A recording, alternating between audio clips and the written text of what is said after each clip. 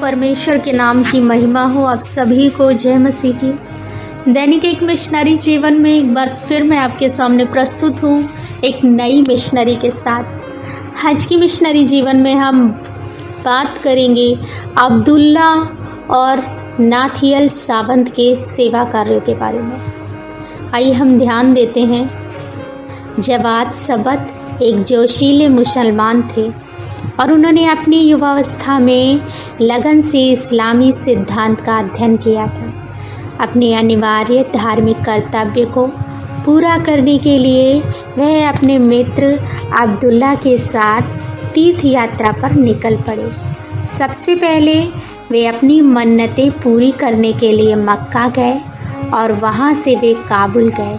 कुछ समय बाद जब जवाद अपनी तीर्थ यात्रा में आगे निकल पड़े, अब्दुल्ला कुछ और दिनों के लिए काबुल में ही रह गए।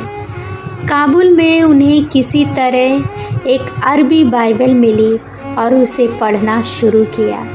तब उन्होंने महसूस किया कि यीशु केवल एक भविष्यवक्ता नहीं बल्कि स्वयं परमेश्वर का पुत्र है।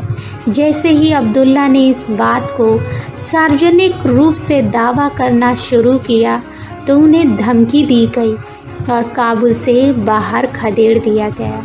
इसलिए अब्दुल्ला भागकर उज्बेकिस्तान के बुखारा पहुँचे और वहाँ अपने दोस्त जवाद के साथ फिर से मिले। अब्दुल्ला के धर्म परिवर्तन पर क्रोधित जवाद ने उन्हें केवल अपने विश्वास को त्यागने की धमकी देने के लिए गिरफ्तार करवा दिया। लेकिन अब्दुल्ला ने मसीह को त्यागने से इनकार करके कहा, मैं अपने प्रभु कभी नहीं नकारूंगा।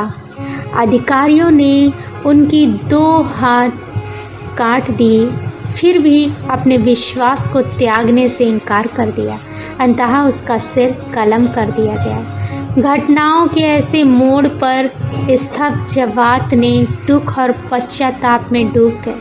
वे शांति की तलाश में कई स्थानों पर भटकते रहे और अंत में भारत में मद्रास पहुँचे, जहां उन्हें मुस्लिम कानून के प्रतिपादक के रूप में नियुक्त किया गया था। इस समय के दौरान उन्हें society for promoting Christian lords द्वारा वितरित एक अरबी न्यू टेस्टामेंट की एक प्रति मिली। जब उन्होंने इसे पढ़ा तो वह समझ गए कि क्यों उसके मित्र अब्दुल्ला ने मसीह को त्यागने से इनकार कर दिया। तब जवाद ने मसीह को स्वीकार कर लिया और बपतिस्मा के बाद उनका नाम नाथियल रखा गया।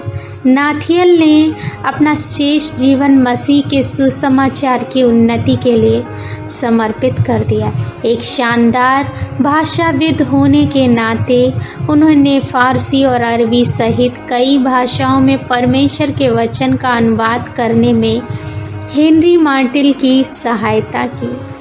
कहा जाता है कि बाद में नाथियल ने अपने अंतिम वर्षों को पिनांग द्वीप में बिताया, जहां उनकी मुलाकात अजह के सुल्तान जौहर अल आलम शाह से हुई, जो भयानक संकट में था और उन्हें नाथियल ने मसीह के ज्ञान में पहुंचाया। कुछ समय बाद नाथियल अजह में सुसमाचार प्रचार नहीं बंद करने के कारण उन्हें सुल्तान जौहर के शूरखोर ने पकड़ लिया और समुद्र में डुबोकर मार डाला। प्रिय, क्या आप सताए जाने पर मसीह और उनके मूल्यों को छोड़ रहे हैं? हे प्रभु, मेरी सहायता करें कि मैं परीक्षाओं और सताहट के बीच में भी सुसमाचार का प्रचार करूं। आमीन। पिता परमेश्वर आप सभी को आशीषित करें।